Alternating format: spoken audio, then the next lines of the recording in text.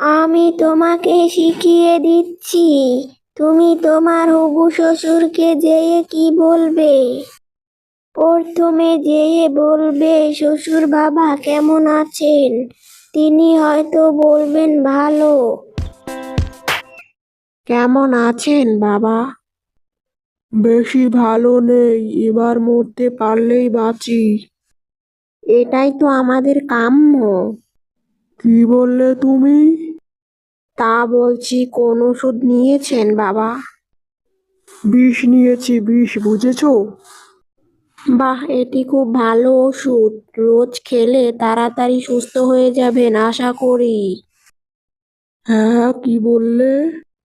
এ তো বোকা ছেলে রে বাবা, একে আমি আমার হবু জামাই বানাবো? তা কোন ডাক্তারকে দেখাচ্ছেন এখন?